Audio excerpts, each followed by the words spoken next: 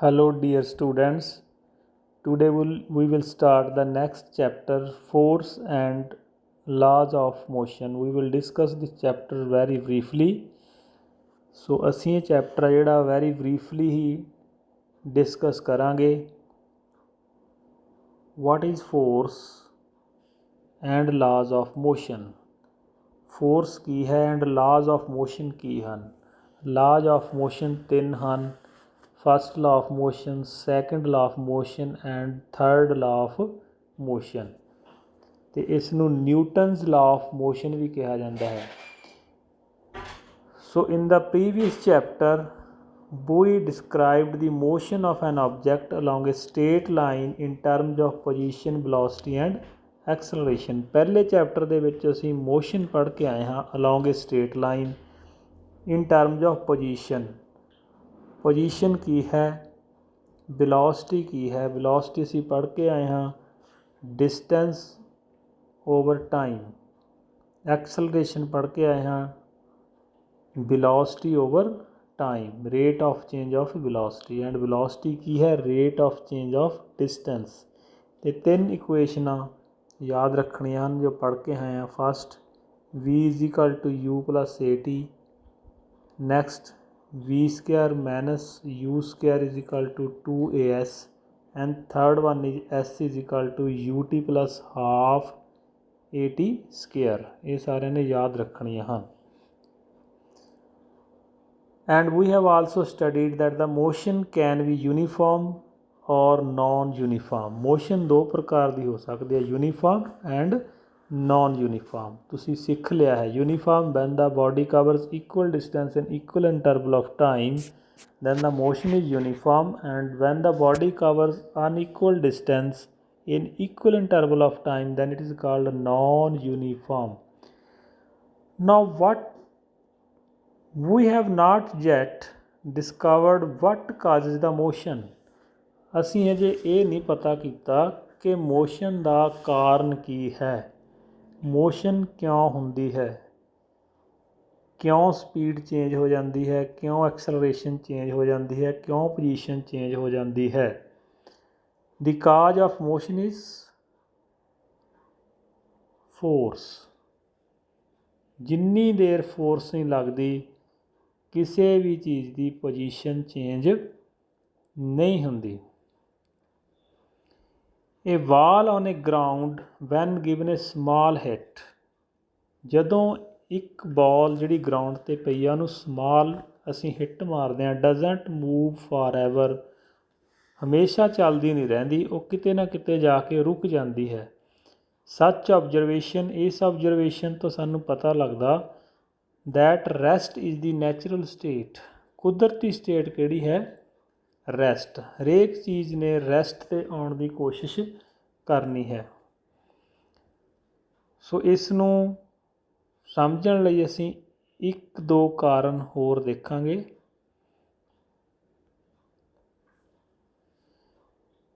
ਇਨ ਦਾ figures ਵੀ ਸੀ ਏ trolley moves along ਦਾ direction. ਇੱਕ trolley ਉੱਧਰ ਨੂੰ ਮੂਵ ਕਰੇਗੀ, ਵੀ ਪੁਸ਼ ਇਟ, ਜਿੱਧਰ ਨੂੰ ਅਸੀਂ ਪੁਸ਼ ਕਰਦੇ ਹਾਂ. ਏ ਡਰਾਇਰ ਇਜ਼ ਪੁਲਡ, ਇੱਕ ਡਰਾਇਰ ਖਿੱਚਿਆ ਜਾਂਦਾ ਹੈ. ਪੁਸ਼ ਮੀਨਸ ਧੱਕਣਾ. ਇੱਕ ਟਰਾਲੀ ਉੱਧਰ ਨੂੰ ਹੀ ਮੂਵ ਕਰੇਗੀ ਜਿਸ ਸਾਈਡ ਅਸੀਂ ਧੱਕ ਰਹੇ ਹਾਂ. ਇੱਕ ਹੁੰਦਾ ਹੈ ਖਿੱਚਣਾ, ਪੁਲਡ, ਡਰਾਇਰ ਉੱਧਰ ਨੂੰ ਖਿੱਚਿਆ ਜਾਵੇਗਾ ਜਿੱਧਰ ਨੂੰ ਅਸੀਂ ਫੋਰਸ ਲਾਵਾਂਗੇ. ਇਹ ਹਾਕੀ ਸਟਿਕ ਹਿੱਟਸ ਦਾ ਬਾਲ ਫਾਰਵਰਡ. ਇੱਕ ਹਾਕੀ ਹਿੱਟਸ ਦੀ ਬਾਲ ਫਾਰਵਰਡ. ਜਦੋਂ ਅਸੀਂ ਬਾਲ 'ਤੇ ਮਾਰਦੇ ਹਾਂ ਤਾਂ ਉਸ ਨੂੰ ਫਾਰਵਰਡ ਕਰਦੇ ਹਨ. ਇੱਥੇ ਤਿੰਨ ਵਰਡ ਆਉਂਦੇ ਹਨ, push, pull and hit.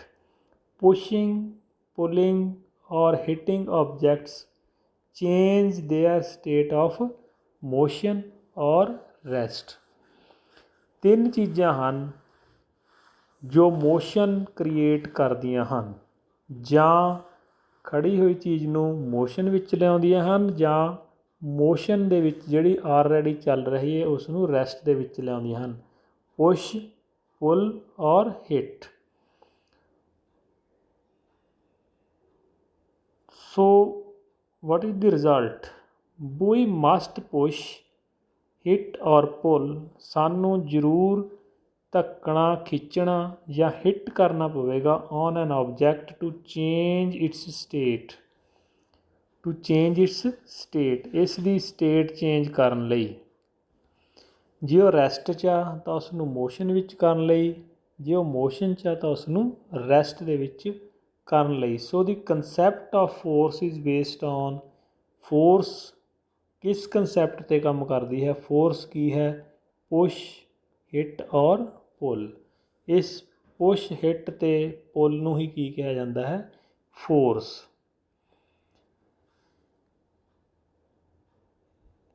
Let us now ponder about a force. What is it? Force ਕੀ ਹੈ? Force ਕੀ ਕਰ ਸਕਦੀ ਹੈ? What happens when a force is applied on the object? ਜਦੋਂ ਕਿਸੇ ਆਬਜੈਕਟ 'ਤੇ ਫੋਰਸ ਲਾਉਂਦੇ ਹਾਂ ਤਾਂ ਉਹ ਕੀ ਕਰ ਸਕਦੀ ਹੈ? ਫੋਰਸ ਹੈ ਕਿ pushing, hitting and pulling of object are all ways of bringing objects in motion. Motion ਵਿੱਚ object ਨੂੰ, ਕਿਸੇ ਨੂੰ ਲਿਆਉਣ ਲਈ, ਮੂਵਮੈਂਟ ਕਰਨ ਲਈ ਕਿਹੜੀਆਂ ਚੀਜ਼ਾਂ ਜ਼ਰੂਰੀ ਹਨ? Pushing, hitting and pulling. They move because we make a force act on them. ਇਹ ਕਿਉਂ ਮੂਵ ਕਰਦੀਆਂ ਹਨ? ਕਿਉਂਕਿ ਅਸੀਂ ਫੋਰਸ ਲਾਉਂਦੇ ਹਾਂ, ਬਾਏ ਹਿੱਟਿੰਗ, ਪੁਲਿੰਗ ਔਰ pushing. So force can be used, force ਕਿਸ ਲਈ ਯੂਜ਼ ਕੀਤੀ ਜਾਂਦੀ ਹੈ? To change the magnitude of velocity. Velocity ਆਪਾਂ ਪੜ੍ਹਿਆ ਸੀ, speed with direction. Velocity change ਕਰਨ ਲਈ। To make the object move faster ਔਰ ਸਲੋਅਰ, ਜਾਂ ਤਾਂ ਆਬਜੈਕਟ ਨੂੰ ਤੇਜ਼ ਕਰਨਾ ਹੈ ਜਾਂ ਹੌਲੀ ਕਰਨਾ ਹੈ। ਜੇ ਤੇਜ਼ ਕਰਨਾ ਹੈ ਤਾਂ ਹੋਰ ਫੋਰਸ ਲਾ ਦਿਆਂਗੇ, ਜੇ ਹੌਲੀ ਕਰਨਾ ਹੈ ਤਾਂ ਆਪੋਜਿਟ ਫੋਰਸ ਲਾ ਦਿਆਂਗੇ। Second, to change the direction of motion. Motion the direction change ਕਰਨ ਲਈ, ਇੱਕ ਬਾਲ ਹੈ ਇਸ ਡਾਇਰੈਕਸ਼ਨ ਵਿੱਚ ਜਾ ਰਹੀ ਹੈ, ਉਸ ਨੂੰ ਅਸੀਂ ਸਾਹਮਣੇ ਹਿੱਟ ਕਰ ਦਈਏ ਕਿਸੇ ਐਂਗਲ 'ਤੇ ਤਾਂ ਉਹਦੀ ਡਾਇਰੈਕਸ਼ਨ ਚੇਂਜ ਹੋ ਜਾਵੇਗੀ। So force can be used to change the magnitude of velocity, to change its direction of motion, or force can be used ਜਾਂ can change the shape, shape ਵੀ ਚੇਂਜ ਕਰ ਸਕਦੇ ਹਾਂ। ਇੱਥੇ ਤੁਸੀਂ ਦੇਖ ਰਹੇ ਹੋ ਗੋਆ ਬਲੂਨ ਦੀ ਸ਼ੇਪ ਹੈ ਜਿਹੜੀ ਚੇਂਜ ਹੋ ਗਈ। ਐਂਡ ਸਾਈਜ਼ ਆਫ ਆਬਜੈਕਟ, ਅਤੇ ਸਾਈਜ਼ ਵੀ ਚੇਂਜ ਕਰ ਸਕਦੇ ਹਾਂ ਫੋਰਸ ਲਾ ਕੇ। ਡੇਲੀ ਲਾਈਫ, ਸਵੇਰੇ ਰੋਟੀ ਬਣਦੀ ਹੈ ਤਾਂ ਸ਼ੇਪ ਚੇਂਜ ਹੁੰਦੀ ਹੈ, ਆਟੇ ਦੀ ਫੋਰਸ ਲਾਈ ਜਾਂਦੀ ਹੈ ਅਤੇ ਉਹ ਉਸ ਨੂੰ ਪਤਲਾ ਕਰ ਦਿੱਤਾ ਜਾਂਦਾ ਹੈ, ਸ਼ੇਪ ਚੇਂਜ ਹੋ ਜਾਂਦੀ ਹੈ। ਸੋ ਫੋਰਸ ਕੀ ਕਰ ਸਕਦੀ ਹੈ? ਵੈਲੋਸਿਟੀ ਚੇਂਜ ਕਰ ਸਕਦੀ ਆ, ਡਾਇਰੈਕਸ਼ਨ ਚੇਂਜ ਕਰ ਸਕਦੀ ਆ, ਸ਼ੇਪ ਚੇਂਜ ਕਰ ਸਕਦੀ ਆ ਅਤੇ ਸਾਈਜ਼ ਚੇਂਜ ਕਰ ਸਕਦੀ ਆ। ਫੋਰਸ ਹੈ ਕਿ force is a push, pull ਔਰ hit which causes motion of the body into rest or the state of rest into motion. motion 'ਚ ਜਾਂਦੀ ਚੀਜ਼ ਨੂੰ ਰੋਕ ਸਕਦੀ ਹੈ ਅਤੇ ਖੜ੍ਹੀ ਹੋਈ ਚੀਜ਼ ਨੂੰ ਮੋਸ਼ਨ ਦੇ ਵਿੱਚ ਲਿਆ ਸਕਦੀ ਹੈ। That is force. Hop force concept ਤੁਹਾਨੂੰ ਕਲੀਅਰ ਹੋ ਗਿਆ ਹੋਵੇ ਫੋਰਸ ਕੀ ਹੈ। ਫੋਰਸ ਇਜ਼ ਦੈਟ ਪੁਸ਼ ਔਰ ਪੁੱਲ ਵਿਚ changes the state of rest into motion ਔਰ motion into rest. Next topic is balance and unbalanced force. Balanced and unbalanced force ਕੀ ਹਨ? ਤੁਸੀਂ ਬੜੀ ਜਲਦੀ ਸਮਝ ਜਾਓਗੇ। Two strings x and y are tied to the opposite faces of a block. ਇੱਕ block ਦੇ opposite faces 'ਤੇ ਦੋ ਸਟਰਿੰਗ ਅਸੀਂ ਟਾਈ ਕਰ ਦਿੱਤੇ ਨੇ, ਬੰਨ੍ਹ ਦਿੱਤੇ ਨੇ x and y. If the block is pulled from both sides with equal forces, ਜੇ ਦੋਨੇ ਪਾਸੇ equal force ਲਾਈਏ ਦੀ block will not move, block move ਨਹੀਂ ਹੋਏਗਾ। such forces are called balanced force. ਇਸ ਨੂੰ balanced force ਕਿਹਾ ਜਾਂਦਾ ਹੈ। Now consider a situation, ਹੁਣ ਉਲਟ situation ਲਓ in which two opposite forces of different magnitude pull the block. ਹੁਣ different ਮੈਗਨੀਚਿਊਡ ਲਾਤਾ, ਮਤਲਬ ਇੱਕ ਪਾਸੇ ਫੋਰਸ ਵੱਧ ਲਾਤੀ ਅਤੇ ਇੱਕ ਪਾਸੇ ਘੱਟ ਲਾਤੀ, ਇਕੁਅਲ ਫੋਰਸ ਨਹੀਂ ਲਾਈਆਂ। ਜਦੋਂ ਫੋਰਸ ਇਕੁਅਲ ਨੇ then these are called balanced force and block will not move. Now in this case the block would begin to move in the direction of greater force. ਹੁਣ block ਕਿੱਧਰ ਨੂੰ move ਕਰੇਗਾ, ਜਿੱਧਰ greater force ਲੱਗੇਗੀ। ਜੇ X ਵਾਲੀ side 'ਤੇ ਲੱਗੇਗੀ ਤਾਂ ਉੱਧਰ ਮੂਵ ਕਰੇਗਾ, ਜੇ ਵਾਈ ਵਾਲੀ ਸਾਈਡ ਫੋਰਸ ਵੱਧ ਹੋ ਗਈ ਤਾਂ ਉਸ ਸਾਈਡ 'ਤੇ ਮੂਵ ਕਰੇਗਾ। So two forces are not balanced. ਹੁਣ ਇਹ ਬੈਲੈਂਸਡ ਫੋਰਸ ਨਹੀਂ ਹੈਗੀਆਂ। The unbalanced force act in the direction the block moves. Unbalance force ਕਿੱਧਰ ਨੂੰ ਐਕਟ ਕਰੂਗੀ, ਜਿੱਧਰ ਨੂੰ ਬਲੋਕ ਮੂਵ ਹੋਵੇਗਾ, ਜਿੱਧਰ ਨੂੰ ਫੋਰਸ ਜ਼ਿਆਦਾ ਲੱਗੇਗੀ। ਇਸ ਨੂੰ ਕਿਹਾ ਜਾਂਦਾ ਹੈ ਅਨਬੈਲੈਂਸਡ ਫੋਰਸ। ਸੋ ਮੋਸ਼ਨ ਲਈ ਬੈਲੈਂਸ ਫੋਰਸ ਨਹੀਂ ਚਾਹੀਦੀ, ਅਨਬੈਲੈਂਸਡ ਫੋਰਸ ਚਾਹੀਦਾ। ਜਿੰਨੀ ਦੇਰ ਬੈਲੈਂਸ ਫੋਰਸ ਆ ਦੀ block doesn't move, it will move when we apply unbalanced force on it. Next ਇੱਕ ਅਸੀਂ ਛੋਟਾ ਜਿਹਾ ਕੰਸੈਪਟ ਪੜ੍ਹਾਂਗੇ ਤੇ friction force. Friction force, what is friction force? ਇਸ ਲਈ ਇੱਕ ਐਗਜ਼ਾਮਪਲ ਹੈ। what happens when some children try to push a box on a rough floor? ਇੱਕ ਰਫ ਫਰਸ਼ ਹੈ, ਉਸ ਦੇ ਉੱਤੇ ਇੱਕ ਬਲੋਕ ਹੈ, ਇੱਕ ਬਾਕਸ ਹੈ, ਉਸ ਨੂੰ ਬੱਚੇ ਪੁਸ਼ ਕਰ ਰਹੇ ਹਨ, ਧੱਕ ਰਹੇ ਹਨ। If they push the box with small force the box doesn't move, ਤਾਂ ਬਾਕਸ ਮੂਵ ਨਹੀਂ ਕਰੇਗਾ। ਬਿਕੋਜ਼ ਕਿਉਂਕਿ friction acting in the direction opposite to the push. ਇੱਕ ਫੋਰਸ ਲੱਗ ਰਹੀ ਆ ਬੱਚਿਆਂ ਦੇ ਅਗੇਂਸਟ। ਉਹ ਕਿੱਥੇ ਲੱਗ ਰਹੀ ਆ force? The friction force raised between two surface in contact, ਜਿੱਥੇ ਦੋਨੋਂ ਸਰਫੇਸ ਦਾ ਕੰਟੈਕਟ ਹੁੰਦਾ। ਕਿਹਦਾ between the bottom of box and floors rough surface. ਅਸੀਂ ਫਿਗਰ ਦੇ ਵਿੱਚ ਇਹ ਜਾ ਕੇ ਕਲੀਅਰ ਕਰਦੇ ਹਾਂ। Here is the figure. ਇਹ ਨੀਚੇ ਰਫ ਫਲੋਰ ਹੈ, rough floor surface of box and rough floor. ਇੱਥੇ ਇੱਕ ਫੋਰਸ ਲੱਗ ਰਹੀ ਹੈ opposite which is called friction force. ਜਿੰਨੀ ਦੇਰ ਬੱਚੇ ਇਸ ਤੋਂ ਵੱਧ ਫੋਰਸ ਨਹੀਂ ਲਾਉਂਦੇ ਇਹ ਮੂਵ ਨਹੀਂ ਕਰੇਗਾ। ਜਦੋਂ ਬੱਚਿਆਂ ਨੇ ਫ੍ਰਿਕਸ਼ਨ ਫੋਰਸ ਤੋਂ ਵੱਧ ਫੋਰਸ ਲਾ ਦਿੱਤੀ ਉਸ ਟਾਈਮ ਬਾਕਸ ਹੈ ਜਿਹੜਾ ਉਹ ਮੂਵ ਕਰੇਗਾ। ਇਸ ਦੀਆਂ ਹੋਰ ਬਹੁਤ ਸਾਰੀਆਂ ਐਗਜ਼ਾਮਪਲਸ ਹਨ। ਅਸੀਂ ਸਾਈਕਲ ਚਲਾਉਂਦੇ ਹਾਂ ਅਤੇ ਪੈਡਲ ਮਾਰਨਾ ਰੋਕ ਦਿੱਤਾ, ਅਤੇ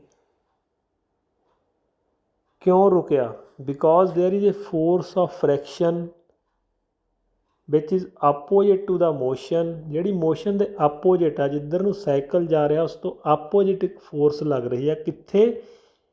between the tyre of cycle and ਅਰਥ। ਧਰਤੀ 'ਤੇ ਸਾਈਕਲ ਦੇ ਟਾਇਰ ਦੇ ਵਿਚਾਲੇ ਇੱਕ ਆਪੋਜਿਟ ਫੋਰਸ ਲੱਗ ਰਹੀ ਹੈ which is called force of friction which opposes the motion of cycle, ਜਿਹੜਾ ਸਾਈਕਲ ਦੀ ਮੋਸ਼ਨ ਨੂੰ ਅਪੋਜ਼ ਕਰਦਾ ਹੈ। ਸੋ ਨੈਕਸਟ ਇਹ ਜੋ ਚੈਪਟਰ ਦਾ ਨਾਮ ਹੈ force and ਲਾਜ਼ of motion. Force ਤੁਹਾਨੂੰ ਸਮਝ ਹੋ ਗਿਆ। ਫੋਰਸ ਕੀ ਹੈ? ਪੁਸ਼ਿੰਗ, ਪੁਲਿੰਗ ਔਰ ਹਿਟਿੰਗ। ਅਤੇ ਕਦੋਂ ਮੋਸ਼ਨ ਹੁੰਦੀ ਹੈ? ਮੋਸ਼ਨ ਦਾ ਕਾਜ਼ ਕੀ ਹੈ? ਫੋਰਸ। ਕਦੋਂ ਮੋਸ਼ਨ ਹੋਵੇਗੀ, ਮੂਵਮੈਂਟ ਕਦੋਂ ਹੋਵੇਗੀ? When there is a unbalanced force working. ਜਦੋਂ ਅਨਬੈਲੈਂਸ ਫੋਰਸ ਕੰਮ ਕਰ ਰਹੀ ਹੈ ਤਾਂ ਮੋਸ਼ਨ ਹੋਵੇਗੀ। ਬੈਲੈਂਸ ਜਿੰਨੀ ਦੇਰ ਹੈ ਮੋਸ਼ਨ ਨਹੀਂ ਹੋਵੇਗੀ। So next is the ਲਾਜ਼ of motion. First law of motion. First law of motion force ਦੇ ਉੱਤੇ ਹੀ ਇਸ ਨੂੰ ਡਿਫਾਈਨ ਕੀਤਾ ਗਿਆ ਹੈ। ਸਿੰਪਲੀ ਇਹ ਤੁਸੀਂ ਪੜ੍ਹ ਲੈਣਾ। ਕਾਫੀ ਇਸ ਦੇ ਵਿੱਚ ਐਗਜ਼ਾਮਪਲਸ ਦਿੱਤੀਆਂ ਹੋਈਆਂ ਨੇ, ਮੈਂ ਬਰੀਫਲੀ ਡਿਸਕਸ ਕਰੂੰਗਾ। ਇੱਕ ਪੰਜਾਬੀ ਦੇ ਵਿੱਚ ਸੁਣ ਲਓ ਪਹਿਲਾਂ। ਇੱਕ ਖੜੀ ਚੀਜ਼ ਓਨੀ ਦੇਰ ਖੜੀ ਰਹੇਗੀ ਜਿੰਨੀ ਦੇਰ ਅਸੀਂ ਉਸ ਉੱਤੇ ਬਾਹਰੋਂ ਫੋਰਸ ਨਹੀਂ ਲਾਉਂਦੇ, ਅਤੇ ਇੱਕ ਚੱਲਦੀ ਹੋਈ ਚੀਜ਼ ਚੱਲਦੀ ਰਹੇਗੀ ਜਿੰਨੀ ਦੇਰ ਅਸੀਂ ਉਸ 'ਤੇ ਬਾਹਰੋਂ ਫੋਰਸ ਨਹੀਂ ਲਾਉਂਦੇ। ਇੱਕ ਬਾਲ ਆਪਣੇ ਆਪ ਗਰਾਊਂਡ ਦੇ ਵਿੱਚ ਨਹੀਂ ਰੁੜੇਗੀ, ਉਸ ਨੂੰ ਪੁਸ਼ ਕਰਨਾ ਪਊਗਾ, ਪੁੱਲ ਕਰਨਾ ਪਊਗਾ, ਹਿੱਟ ਕਰਨਾ ਪਊਗਾ ਤਾਂ ਚੱਲੇਗੀ। ਅਤੇ ਇੱਕ ਸਾਈਕਲ ਜਾ ਰਿਹਾ ਹੈ, ਉਸ ਦੇ ਉੱਤੇ ਵੀ ਫੋਰਸ ਲਾਉਣੀ ਪਊਗੀ, ਸਾਨੂੰ ਬ੍ਰੇਕ ਲਗਾਉਣੇ ਪੈਣਗੇ ਤਾਂ ਰੁਕੇਗਾ। ਜੇ ਨਹੀਂ ਲਾਉਂਦੇ ਤਾਂ ਵੀ ਇੱਕ ਫੋਰਸ ਉੱਥੇ ਆਪੋਜਿਟ ਲੱਗ ਰਹੀ ਆ, ਫ੍ਰਿਕਸ਼ਨ ਫੋਰਸ, ਹੁਣੇ ਡਿਸਕਸ ਕੀਤਾ। ਸੋ ਖੜੀ ਚੀਜ਼ ਖੜੀ ਰਹੇਗੀ, ਚੱਲਦੀ ਹੋਈ ਚੀਜ਼ ਮੋਸ਼ਨ ਦੇ ਵਿੱਚ ਆ ਜਿਹੜੀ, ਉਹ ਮੋਸ਼ਨ ਵਿੱਚ ਹੀ ਰਹੇਗੀ ਜਿੰਨੀ ਦੇਰ ਅਸੀਂ ਬਾਹਰੋਂ ਫੋਰਸ ਨਹੀਂ ਲਗਾਉਂਦੇ। ਸੋ ਇਸ ਦੀ definition, yes, underline these lines on your book. The first law of motion is stated as, first law of motion ਕੀ ਹੈ, ਧਿਆਨ ਨਾਲ ਸੁਣਨਾ ਹੈ। An object remains in the state of rest, ਇੱਕ object rest ਤੇ ਰਹੇਗੀ, or of uniform motion in a straight line, ਜਾਂ ਫਿਰ ਇੱਕ ਲਾਈਨ 'ਤੇ ਯੂਨੀਫਾਰਮ ਮੋਸ਼ਨ 'ਚ ਰਹੇਗੀ, ਅਨਲੈਸ ਜਦੋਂ ਤੱਕ ਕੰਪੈਲਡ ਟੂ ਚੇਂਜ, ਅਸੀਂ ਉਸ ਨੂੰ ਕੰਪੈਲ ਨਹੀਂ ਕਰ ਸਕਦੇ। ਕੰਪੈਲ ਕਿਵੇਂ ਕਰਾਂਗੇ? By applying external force that state by an applied force, ਜਿੰਨੀ ਦੇਰ ਅਸੀਂ ਉਸ ਨੂੰ ਅਪਲਾਈਡ ਫੋਰਸ ਅਪਲਾਈ ਕਰਕੇ ਚੇਂਜ ਨਹੀਂ ਕਰਾਂਗੇ। ਇਨ ਅਦਰ ਵਰਡਸ, ਦੂਜੇ ਸ਼ਬਦਾਂ ਵਿੱਚ ਇੱਕ ਹੋਰ ਡੈਫੀਨੇਸ਼ਨ ਹੈ, ਆਲ objects resist a change in their state of motion in a qualitative way. The tendency of undisturbed object to stay at rest or to keep moving with same velocity, ਇੱਕ object ਦੇ ਵਿੱਚ ਆਪਣੇ ਆਪ ਯੋਗਤਾ ਹੈ ਜਿਸ ਕਰਕੇ ਉਹ ਖੜਾ ਰਹਿੰਦਾ ਹੈ ਜਾਂ ਮੂਵ ਕਰਦਾ ਰਹਿੰਦਾ ਹੈ, ਇਜ਼ ਕਾਲਡ ਇਨਰਸ਼ੀਆ, ਜਿਸ ਨੂੰ ਇਨਰਸ਼ੀਆ ਵੀ ਕਿਹਾ ਜਾਂਦਾ ਹੈ। That's why the first law of motion is also known as law of inertia, ਜਿਸ ਨੂੰ ਲਾਅ ਆਫ ਇਨਰਸ਼ੀਆ ਵੀ ਕਿਹਾ ਜਾਂਦਾ ਹੈ। ਸੋ ਫਸਟ ਲਾਅ ਪਹਿਲਾਂ ਕੀ ਹੈ, ਇਸ ਦੀ ਡੈਫੀਨੇਸ਼ਨ ਇੱਕ ਵਾਰ ਫੇਰ ਸੁਣ ਲਓ। An object remains in the state of rest, ਇੱਕ ਆਬਜੈਕਟ ਰੈਸਟ ਵਿੱਚ ਹੀ ਰਹੇਗੀ, or of uniform motion in a straight line, ਜਾਂ ਫਿਰ ਯੂਨੀਫਾਰਮ ਮੋਸ਼ਨ ਵਿੱਚ ਹੀ ਰਹੇਗੀ, unless compelled to change that state, ਜਿੰਨੀ ਦੇਰ ਉਸ ਸਟੇਟ ਨੂੰ ਅਸੀਂ ਕੰਪੈਲ ਨਹੀਂ ਕਰਦੇ। ਕਿਹੜੀ ਨੂੰ? ਰੈਸਟ ਵਾਲੀ ਨੂੰ, ਮੋਸ਼ਨ ਵਾਲੀ ਨੂੰ। ਕਿਵੇਂ? ਬਾਏ ਐਨ ਅਪਲਾਈਡ ਫੋਰਸ, ਇੱਕ ਫੋਰਸ ਅਪਲਾਈ ਕਰਕੇ। ਜਿੰਨੀ ਚਿਰ ਅਸੀਂ ਕੰਪੈਲ ਨਹੀਂ ਕਰਦੇ, ਖੜੀ ਚੀਜ਼ ਖੜੀ ਰਹੇਗੀ, ਚੱਲਦੀ ਚੀਜ਼ ਚੱਲਦੀ ਰਹੇਗੀ। ਕੰਪੈਲ ਕਿਵੇਂ ਕਰਾਂਗੇ? Bye an applied force. ਦੂਜੇ ਸ਼ਬਦਾਂ ਵਿੱਚ, ਜਿੰਨੀ ਦੇਰ ਫੋਰਸ ਅਪਲਾਈ ਨਹੀਂ ਕਰਦੇ, ਖੜੀ ਚੀਜ਼ ਖੜੀ ਰਹੇਗੀ ਅਤੇ ਚੱਲਦੀ ਚੀਜ਼ ਚੱਲਦੀ ਰਹੇਗੀ। ਜਿਸ ਕਰਕੇ ਉਹ ਚੀਜ਼ ਖੜੀ ਰਹੇਗੀ ਅਤੇ ਚੱਲਦੀ ਰਹੇਗੀ, ਉਸ ਨੂੰ ਕੀ ਕਹਿੰਦੇ ਹਨ? ਉਸ ਪ੍ਰੋਪਰਟੀ ਨੂੰ ਕਹਿੰਦੇ ਹਨ ਇਨਰਸ਼ੀਆ। ਜਿਵੇਂ ਪੱਖਾ ਹੈ, ਪੱਖਾ ਚੱਲ ਰਿਹਾ ਹੈ, ਪੱਖਾ ਸਵਿੱਚ ਚੱਕੇ 'ਤੇ ਇੱਕਦਮ ਬੰਦ ਕਿਉਂ ਨਹੀਂ ਹੁੰਦਾ? ਉਸ ਵਿੱਚ ਇੱਕ ਆਪਣੀ ਫੋਰਸ ਹੈ ਜਿਸ ਨੂੰ ਕਿਹਾ ਜਾਂਦਾ ਹੈ inertia of motion. Inertia of motion. ਪਹਿਲਾਂ ਕੁਝ ਬੱਚਿਆਂ ਤੋਂ ਇੱਕ ਬਲੋਕ ਧੱਕਿਆ ਨਹੀਂ ਸੀ ਜਾ ਰਿਹਾ, ਪੁਸ਼ ਨਹੀਂ ਸੀ ਹੋ ਰਿਹਾ, ਕਾਹਦੇ ਕਰਕੇ? ਉਹ ਖੜਾ ਹੈ, ਉਸ ਦੇ ਵਿੱਚ ਵੀ ਇੱਕ ਇਨਰਸ਼ੀਆ ਹੈ, ਉਸ ਇਨਰਸ਼ੀਆ ਨੂੰ ਕਿਹਾ ਜਾਂਦਾ ਹੈ ਇਨਰਸ਼ੀਆ ਆਫ ਰੈਸਟ। ਖੜੀ ਚੀਜ਼ ਵਿੱਚ ਵੀ ਇੱਕ ਇਨਰਸ਼ੀਆ ਹੈ। ਇੱਕ ਕੋਈ ਇਹ ਸਮਝ ਲਓ, ਸਾਡੇ ਕਲਾਸਰੂਮ ਦੇ ਵਿੱਚ ਟੇਬਲ ਦੇ ਉੱਤੇ ਡਸਟਰ ਪਿਆ ਹੈ ਅਤੇ ਉਸ ਨੂੰ ਕੋਈ ਇਨਸੈਕਟ, ਕੋਈ ਕੀੜਾ ਮਕੌੜਾ ਨਹੀਂ ਖਿੱਚ ਸਕਦਾ, ਬਿਕੋਜ਼ ਉਹਦੇ ਵਿੱਚ ਇਨਰਸ਼ੀਆ ਹੈ। ਕਿਹੜਾ ਇਨਰਸ਼ੀਆ? ਇਨਰਸ਼ੀਆ ਆਫ ਰੈਸਟ। ਜਿੰਨੀ ਦੇਰ ਉਸ ਇਨਰਸ਼ੀਆ ਤੋਂ ਵੱਧ ਫੋਰਸ ਨਹੀਂ ਲੱਗਦੀ ਉਹ ਡਸਟਰ ਮੂਵ ਨਹੀਂ ਹੋਏਗਾ। ਇੱਕ ਬੁੱਕ ਓਨੀ ਦੇਰ ਅਸੀਂ ਮੂਵ ਨਹੀਂ ਕਰ ਸਕਦੇ ਟੇਬਲ 'ਤੇ ਜਿੰਨੀ ਦੇਰ ਉਸ ਦੇ ਮਾਸ ਤੋਂ ਵੱਧ, ਉਸ ਦੇ ਵਜਨ ਤੋਂ ਵੱਧ ਅਸੀਂ ਫੋਰਸ ਨਹੀਂ ਲਾਉਂਦੇ। ਇਨਰਸ਼ੀਆ ਜਿਹੜਾ ਹੈ ਮਾਸ 'ਤੇ ਡਿਪੈਂਡ ਕਰਦਾ ਹੈ। ਜਿੰਨਾ ਕਿਸੇ ਦਾ ਵਜਨ ਵੱਧ ਹੈ, ਮਾਸ ਜ਼ਿਆਦਾ ਹੈ, ਓਨਾ ਹੀ ਉਸ ਵਿੱਚ ਇਨਰਸ਼ੀਆ ਵੱਧ ਹੋਵੇਗਾ। ਭਾਰੀ ਚੀਜ਼ ਨੂੰ ਹਿਲਾਉਣ ਲਈ ਵੱਧ ਫੋਰਸ ਲਾਉਣੀ ਪਵੇਗੀ, ਹੌਲੀ ਚੀਜ਼ ਨੂੰ ਹਿਲਾਉਣ ਲਈ ਘੱਟ ਫੋਰਸ ਲਾਉਣੀ ਪਵੇਗੀ। ਇਨਰਸ਼ੀਆ ਕੀ ਹੈ? ਇੱਕ ਪ੍ਰੋਪਰਟੀ ਜਿਹਦੇ ਕਰਕੇ ਖੜੀ ਚੀਜ਼ ਖੜੀ ਰਹਿੰਦੀ ਹੈ ਅਤੇ ਚੱਲਦੀ ਚੀਜ਼ ਚੱਲਦੀ ਰਹਿੰਦੀ ਹੈ, ਉਸ ਨੂੰ ਕਿਹਾ ਜਾਂਦਾ ਹੈ ਇਨਰਸ਼ੀਆ। ਇਸ ਦੀਆਂ ਕੁਝ ਐਗਜ਼ਾਮਪਲ ਅਸੀਂ ਇਸ ਪੈਰੇ ਦੇ ਵਿੱਚ ਬੇਟੇ ਤੁਸੀਂ ਪੜ੍ਹ ਲੈਣੀਆਂ ਨੇ, ਕਿਉਂਕਿ ਅਦਰਵਾਈਜ਼ ਜਿਹੜੀ ਆਡੀਓ ਹੈ ਬੜੀ ਲੰਬੀ ਚਲੀ ਜਾਂਦੀ ਹੈ। ਇੱਕ ਇਹਦੇ ਵਿੱਚ ਕਾਫੀ ਐਗਜ਼ਾਮਪਲਾਂ ਨੇ। ਇੱਕ ਪੈਸੇਂਜਰ ਹੈ, ਬੱਸ ਦੇ ਵਿੱਚ ਬੈਠਾ ਹੈ, ਬੱਸ ਨੇ ਇੱਕਦਮ ਬ੍ਰੇਕ ਲਾ ਦਿੱਤੀ ਅਤੇ ਪੈਸੇਂਜਰ ਅੱਗੇ ਵੱਲ ਨੂੰ ਮੂਵ ਕਰੇਗਾ। ਉਹ ਪੈਸੇਂਜਰ ਕੀ ਹੈ, ਜਦੋਂ ਬੱਸ ਜਾ ਰਹੀ ਹੈ ਤਾਂ ਉਹ ਵੀ ਮੋਸ਼ਨ ਵਿੱਚ ਹੈ, ਉਹ ਮੋਸ਼ਨ ਵਿੱਚ ਹੈ। ਬੱਸ ਰੁਕ ਗਈ, ਪੈਸੇਂਜਰ ਅੱਗੇ ਵੱਲ ਨੂੰ ਜਾਏਗਾ। ਕਿਉਂ? Due to inertia of motion, due to inertia of motion. ਇੱਕ ਬੱਸ ਹੈ, ਉਸ ਦੇ ਉੱਪਰ ਇੱਕ ਇਹਦੇ ਵਿੱਚ ਪੜ੍ਹ ਲੈਣੇ ਐਗਜ਼ਾਮਪਲਸ, ਇਹੀ ਐਗਜ਼ਾਮਪਲ ਜਿਹਦੇ ਵਿੱਚ ਦਿੱਤੀਆਂ ਹੋਣਗੀਆਂ। ਇੱਕ ਬੱਸ ਹੈ, ਉਸ ਦੇ ਉੱਪਰ ਇੱਕ ਬੰਡਲ ਪਿਆ ਹੈ। ਜਦੋਂ ਇੱਕਦਮ ਬੱਸ ਚਲੇਗੀ ਤਾਂ ਬੰਡਲ ਪਿੱਛੇ ਵੱਲ ਰੁੜੇਗਾ। ਹੁਣ ਉਹ ਬੰਡਲ ਖੜ੍ਹਾ ਹੈ, ਉਸ ਵਿੱਚ ਕਿਹੜਾ ਇਨਰਸ਼ੀਆ ਹੈ? Inertia of rest. ਬੱਸ ਚੱਲ ਪਏਗੀ ਅਤੇ ਬੰਡਲ ਪਿੱਛੇ ਜਾਵੇਗਾ। ਜਾਂ ਇਹ ਕਹਿ ਲਓ ਇੱਕ ਘੋੜਸਵਾਰ ਘੋੜੇ 'ਤੇ ਬੈਠਾ ਹੈ, ਇੱਕਦਮ ਜਿਹੜਾ ਘੋੜਾ ਹੈ ਉਹ ਦੌੜ ਪਿਆ ਅਤੇ ਉਹ ਜੋ ਬੰਦਾ ਉੱਤੇ ਪੈਸੇਂਜਰ ਬੈਠਾ ਹੈ ਉਸ ਦੇ ਵਿੱਚ ਕੀ ਹੈ? Inertia of rest. ਉਹ ਖੜ੍ਹਾ ਹੈ, ਘੋੜਾ ਮੂਵ ਕਰ ਗਿਆ, ਉਹ ਰੈਸਟ ਕਰਕੇ ਉੱਥੇ ਹੀ ਰਹਿ ਗਿਆ। ਇਸ ਲਈ ਇਸ ਦੇ ਆਧਾਰ ਦੇ ਉੱਤੇ ਕਈ ਕੁਐਸਚਨ ਵੀ ਆਉਣਗੇ। ਮੋਟਰਸਾਈਕਲ 'ਤੇ ਜਾਂਦੇ ਹਾਂ, ਇੱਕਦਮ ਬ੍ਰੇਕ ਲਗਾ ਦਈਏ ਤਾਂ ਸਾਡੀ ਜਿਹੜੀ ਬਾਡੀ ਆ ਉਹ ਵੀ ਮੋਸ਼ਨ ਵਿੱਚ ਹੈ, ਮੋਟਰਸਾਈਕਲ ਵੀ ਮੋਸ਼ਨ ਵਿੱਚ ਹੈ। ਮੋਟਰਸਾਈਕਲ ਰੁਕ ਗਿਆ, ਬ੍ਰੇਕ ਲਾਉਣ ਦੇ ਨਾਲ ਜਿਹੜੀ ਸਾਡੀ ਬਾਡੀ ਆ ਉਹ ਮੋਸ਼ਨ 'ਚ ਆ। ਉਹਦੇ ਵਿੱਚ ਕਿਹੜਾ ਇਨਰਸ਼ੀਆ? ਇਨਰਸ਼ੀਆ ਆਫ ਮੋਸ਼ਨ। ਉਹ ਅੱਗੇ ਚੱਲਦਾ ਰਹੇਗਾ। ਇਸ ਤਰ੍ਹਾਂ ਤੁਸੀਂ ਇਹ ਸਮਝ ਗਏ ਹੋਵੋਗੇ inertia of motion and inertia of rest. ਇਸ ਦੇ ਸੰਬੰਧ ਵਿੱਚ ਇੱਕ ਐਗਜ਼ਾਮਪਲ ਤੁਸੀਂ ਇੱਥੇ ਸਮਝ ਹੀ ਲਓ, ਜ਼ਿਆਦਾ ਨਹੀਂ ਕਰਦੇ।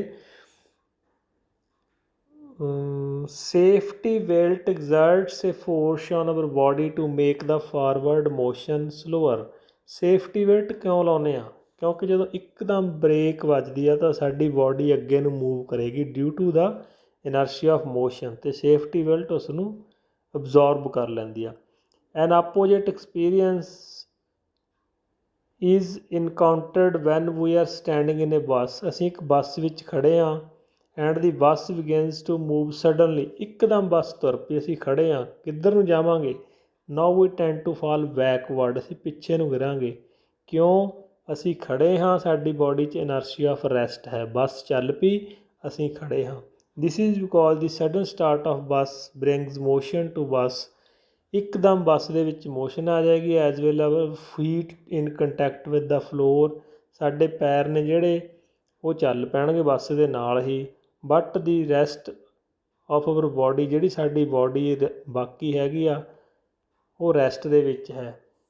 Opposite the motion because of its ਇਨਰਸ਼ੀਆ। ਇਨਰਸ਼ੀਆ ਕਰਕੇ ਮੋਸ਼ਨ ਦੇ ਵਿੱਚ ਆ ਜਾਵੇਗੀ। ਇਸ ਤਰ੍ਹਾਂ ਦੀਆਂ ਬਹੁਤ ਸਾਰੀਆਂ ਐਗਜ਼ਾਮਪਲਸ ਵੀ ਹਨ ਅਤੇ ਅਸੀਂ ਉਹਦੇ ਰਿਲੇਟਡ ਕੁਐਸਚਨ ਵੀ ਕਰਾਂਗੇ। ਜਿਸ ਤਰ੍ਹਾਂ ਇੱਥੇ ਵੀ ਇੱਕ ਐਗਜ਼ਾਮਪਲ ਦੇਖ ਲਈਏ। ਕੈਰਮ ਬੋਰਡ ਦੇ ਉੱਤੇ ਕੁਆਇਨਸ ਪਏ ਨੇ ਅਤੇ ਜਦੋਂ ਸਟਰਾਈਕਰ ਨਾਲ ਅਸੀਂ ਮੂਵਮੈਂਟ ਕਰਾਂਗੇ ਤਾਂ ਥੱਲੇ ਵਾਲਾ ਜੋ ਕੁਆਇਨ ਹੈ ਉਹ ਨਿਕਲ ਜਾਵੇਗਾ, ਬਾਕੀ ਖੜ੍ਹੇ ਰਹਿ ਜਾਣਗੇ। ਕਿਉਂਕਿ ਫੋਰਸ ਜਿਹੜੀ ਲਾਈ ਗਈ ਆ ਉਹ ਥੱਲੇ ਵਾਲੇ ਕੁਆਇਨ 'ਤੇ ਲਾਈ ਗਈ ਆ, ਉੱਪਰਲਿਆਂ 'ਤੇ ਨਹੀਂ ਲਗਾਈ ਗਈ। ਇਸ ਦੇ ਹੋਰ ਵੀ ਬਹੁਤ ਸਾਰੀਆਂ ਐਗਜ਼ਾਮਪਲਾਂ, ਤੁਸੀਂ 1-2 ਪੇਜ ਪੜ੍ਹ ਲੈਣੇ ਹਨ। ਇੱਥੇ ਕੁਐਸਚਨ ਵੀ ਹਨ। Like this. ਇੱਕ ਪ੍ਰੈਕਟੀਕਲ ਵੀ ਕਰਕੇ ਦੇਖ ਸਕਦੇ ਹੋ ਘਰੇ। ਇੱਕ ਗਲਾਸ ਲੈ ਲੈਣਾ ਅਤੇ ਉਸ ਦੇ ਉੱਤੇ ਇੱਕ ਕਾਰਡ ਰੱਖ ਲੈਣਾ, ਤਾਸ਼ ਦਾ ਪੱਤਾ ਰੱਖ ਸਕਦੇ ਹਾਂ ਕਾਰਡ, ਅਤੇ ਉਸ ਦੇ ਉੱਤੇ ਇੱਕ ਕੋਇਨ ਰੱਖ ਲੈਣਾ ਅਤੇ ਤੁਸੀਂ ਫੋਰਸ ਅਪਲਾਈ ਕਰਨੀ ਆ ਆਪਣੇ ਹੱਥ ਨਾਲ ਕਾਰਡ ਦੇ ਉੱਤੇ। ਅਸੀਂ ਜਿਹੜੀ ਮੋਸ਼ਨ ਦਿੱਤੀ ਹੈ ਉਹ ਕਾਰਡ ਨੂੰ ਦਿੱਤੀ ਆ, ਕੋਇਨ ਨੂੰ ਨਹੀਂ ਦਿੱਤੀ। ਕਾਰਡ ਦੀ ਮੂਵਮੈਂਟ ਹੋ ਜਾਣੀ ਆ, ਕੋਇਨ ਦੇ ਵਿੱਚ ਕੀ ਆ, inertia of rest. Inertia of rest ਕਰਕੇ ਉਹ ਗਲਾਸ ਦੇ ਵਿੱਚ ਡਿੱਗ ਜਾਏਗਾ। ਅਤੇ we applied force on card not on coin, so due to inertia of rest the coin will fall in glass. Coin ਕਿੱਥੇ ਗਿਰ ਜਾਏਗਾ, ਗਲਾਸ ਦੇ ਵਿੱਚ।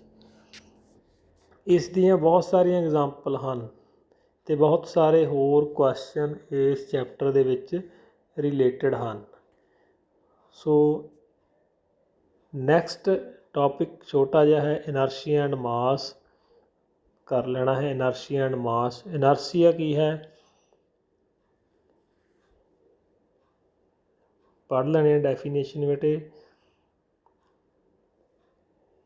inertia, there is a resistance offered by an object to change its state of motion if it is at rest, it tends to remain at rest। ਖੜੀ ਚੀਜ਼ ਹੈ ਜਿਹੜੀ ਉਹ ਖੜੀ ਰਹੇਗੀ ਅਤੇ ਮੋਸ਼ਨ ਵਾਲੀ ਚੀਜ਼ ਮੋਸ਼ਨ 'ਚ ਰਹਿਣ ਦੀ ਕੋਸ਼ਿਸ਼ ਕਰੇਗੀ। If it is moving it tends to keep moving. ਜੇ ਮੂਵ ਕਰ ਰਹੀ ਹੈ ਤਾਂ ਉਹ ਮੂਵ ਵਾਲੀ ਕੰਡੀਸ਼ਨ 'ਚ ਰਹੂਗੀ। If it is at rest, ਜੇ ਕੋਈ ਓਬਜੈਕਟ ਖੜੀ ਹੈ, it tends to remain at rest. ਜਿਵੇਂ ਕੋਇਨ ਸੀ, ਉਹ ਰੈਸਟ 'ਤੇ ਰਹਿਣ ਦੀ ਕੋਸ਼ਿਸ਼ ਕਰੇਗਾ। If it is moving it tends to keep moving. ਜੇ ਕੋਈ ਮੂਵ ਕਰ ਰਹੀ ਹੈ ਉਹ ਮੂਵਿੰਗ ਦੇ ਵਿੱਚ ਰਹੇਗੀ। ਜਿਵੇਂ ਫੈਨ ਹੈ, ਇੱਕਦਮ ਸਵਿਚ ਆਫ ਨਹੀਂ ਹੁੰਦਾ। This property of an object is called its inertia. ਇਸ ਨੂੰ ਕੀ ਕਿਹਾ ਜਾਂਦਾ ਹੈ, inertia. So inertia is the property of body which tends to keep its state of rest or motion। ਇਹ ਬਾਡੀ ਦੀ ਉਹ ਪ੍ਰੋਪਰਟੀ ਹੈ ਜਿਸ ਕਰਕੇ ਖੜੀ ਬਾਡੀ ਖੜੀ ਰਹਿਣਾ ਚਾਹੇਗੀ ਅਤੇ ਚੱਲਦੀ ਰਹਿਣਾ ਚਾਹੇਗੀ। ਇਸ ਨੂੰ ਕਿਹਾ ਜਾਂਦਾ ਹੈ ਇਨਰਸ਼ੀਆ। ਜੋ ਖੜੀ ਆਬਜੈਕਟ ਦੇ ਵਿੱਚ ਹੈ ਉਹ ਹੋਏਗਾ ਇਨਰਸ਼ੀਆ ਆਫ ਰੈਸਟ। ਜੋ ਚੱਲਦੀ ਬਾਡੀ 'ਚ ਹੋਏਗਾ ਉਹ ਹੋਏਗਾ ਇਨਰਸ਼ੀਆ ਆਫ ਮੋਸ਼ਨ।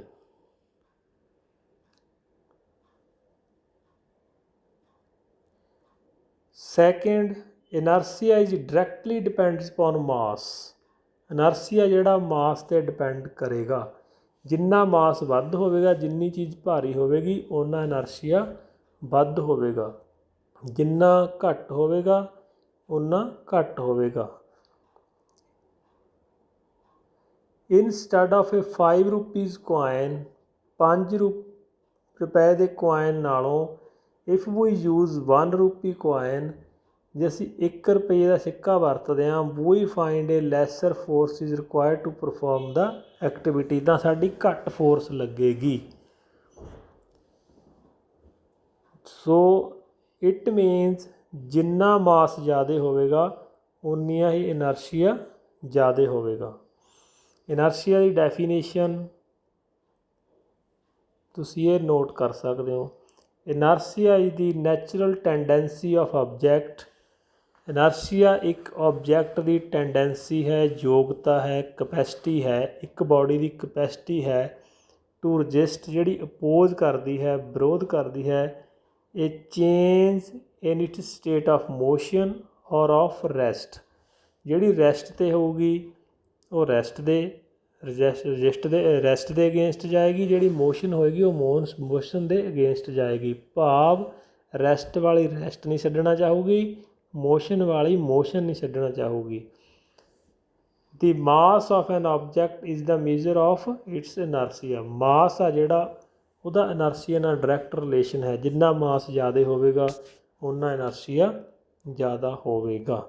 ਬੇਟੇ ਇੱਥੋਂ ਤੱਕ ਤੁਸੀਂ ਵੀਡੀਓ ਧਿਆਨ ਨਾਲ ਸੁਣ ਲੈਣੀ ਹੈ ਅਤੇ ਇਸ ਦੇ ਕੁਐਸਚਨ ਆਨਸਰ ਵੀ ਤੁਹਾਨੂੰ ਐਕਸਪਲੇਨ ਕਰ ਦਿੱਤੇ ਜਾਣਗੇ ਅਤੇ ਧਿਆਨ ਨਾਲ ਸੁਣਨਾ ਹੈ। ਇਨਰਸ਼ੀਆ ਕੀ ਹੈ, ਫਸਟ ਲਾਅ ਆਫ ਮੋਸ਼ਨ ਕੀ ਹੈ, ਫੋਰਸ ਕੀ ਹੈ, cause of motion is called force, force ਕੀ ਹੈ, ਪੁਸ਼ਿੰਗ, ਹਿਟਿੰਗ, ਪੁਲਿੰਗ, ਕੀ ਕਰ ਸਕਦੀ ਹੈ, ਵੈਲੋਸਿਟੀ ਚੇਂਜ ਕਰ ਸਕਦੀ ਹੈ, ਡਾਇਰੈਕਸ਼ਨ ਚੇਂਜ ਕਰ ਸਕਦੀ ਹੈ, ਸ਼ੇਪ ਚੇਂਜ ਕਰ ਸਕਦੀ ਹੈ, ਸਾਈਜ਼ ਚੇਂਜ ਕਰ ਸਕਦੀ ਹੈ, ਬੈਲੈਂਸਡ ਫੋਰਸ ਕੀ ਹੈ, ਅਨਬੈਲੈਂਸਡ ਕੀ ਹੈ, ਫਸਟ ਲਾਅ ਆਫ ਮੋਸ਼ਨ ਕੀ ਹੈ। ਧਿਆਨ ਨਾਲ ਵੀਡੀਓ 1-2 ਵਾਰ ਸੁਣ ਲੈਣੀ ਹੈ। ਓਕੇ ਬੇਟੇ, thank you, have a nice day.